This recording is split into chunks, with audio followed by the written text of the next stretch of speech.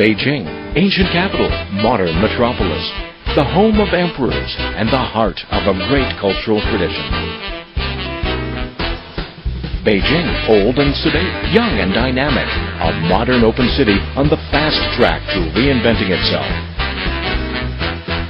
Beijing, where two worlds mingle. Being Beijing is experiencing the life, seeing the sights, sampling the culture. That's being Beijing.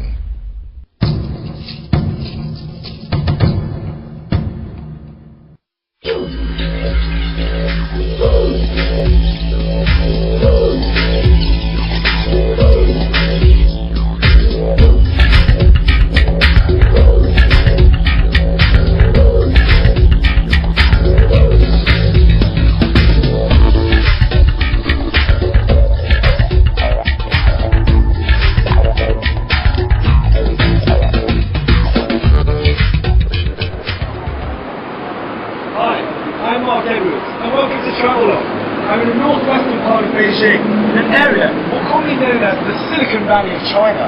Zhongguancun, a technological haven where some of China and the world's largest IT companies reside. For most first-time visitors, Beijing is a wonderful surprise. If you come expecting tradition and culture, you will also find a vibrant, modern city. If you expect to see a sprawling cosmopolitan, worthy of its place as one of the world's superpowers, you will definitely be treated to some history and a deep sense of heritage. Make your way up to the Haidian district, and you'll find these two worlds side by side. The capital's answer to California's Silicon Valley sits almost on top of China's oldest and most revered universities. It is home to two of the most famous universities in China, Tsinghua and Beijing. Along with more than 70 other institutions of higher education and 232 scientific research institutions, Zhongguancun is the most scientist and engineer-intensive place in China. Its similarities with the US Silicon Valley come mostly from the sourcing of the graduates directly into jobs within big Zhongguancun-based companies. Right, well, you'll be spending a lot of time in taxis, most likely, during your stay in Beijing. Here's a few pointers. Firstly, the meters start between 10 and 11 kuai, depending on the time of day. And make sure you pick up the receipts at the end, because that's the only way you'll be able to track down any stuff if you do leave it in the taxi. And finally, and probably most importantly, don't be scared to hand over your telephone to the driver who can speak to a person at your destination. They're used to that. I mean, they know that a lot of foreigners don't speak Chinese, so give that a go. Well, as a technological hub, Zhongguancun really is Beijing's main electronics market. The place you come to buy all the gadgets, phones, laptops, computers, consoles, and pretty much anything you've ever needed to make your life faster, easier, or at any rate more leisurely. Well, I was just getting some printing questions out of the way, but I've walked into one of the dozens of tall buildings here in Zhongguancun, and it really is an electronic heaven. So for all you gadget geeks out there, when you're in Beijing, come to Zhongguancun. You can find just about anything. Have a look around. Here we've got laptops, Apple Macs. You can even charge your iPod if you're running low on batteries. It's not the only thing that you can find in these buildings, not just computers. I'm here on the computer floor, but if you go upstairs, we've got mobile phones, downstairs computer games, but don't be scared about having to barter. Not all of these shops make you come up with a price. For instance, here they give you the price, so this is the lowest. You can't go lower than that. You can't barter with them, but at least you know you'll be getting the price that you asked for. 10,999 kuai for this laptop. But if you do want to cut your bargaining teeth, there are many buildings where you can do that. At the end of the day, whether you're a budding amateur photographer, a weekend stay-at-home computer game nut, a gym freak who can't exercise without his iPod, or the average guy who just needs his laptop fixing, Zhongguancun is the place to come for all things electronic. Zhongguancun is where all you geeks and gadget lovers out there can take revenge for the countless weekends you've been dragged around the shops by your girlfriend. It's payback time. Well, I'm feeling a little peckish after a hard session of bargaining.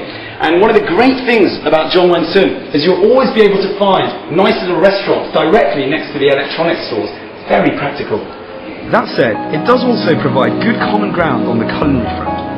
Like anywhere else in Beijing, you'll be able to find every type of food to satisfy even the pickiest of palates. I decided to try out a couple of places so that I could provide a more in-depth analysis of the food situation in this part of town. The things I have to do. First stop, a wonderfully intricate Chinese duck restaurant situated in the heart of Zhongwensun. This place follows the traditional basic layout of Chinese restaurants, with big tables in the middle flanked on the sides by private rooms.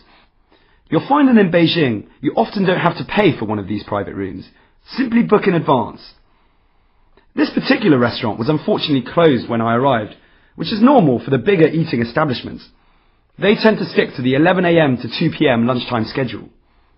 That said, many of the smaller restaurants tend to be more flexible, with a sizable amount staying open 24 hours a day. No eating for now though. I'll make a more desperate choice when my stomach starts munching on itself. Dear distinguished guests, welcome to Central Radiant Television Tower. The 405 meters elevator tower is the highest in Beijing. We will take you to the open air observation platform first, then go down 13 meters by lift to the Olympic.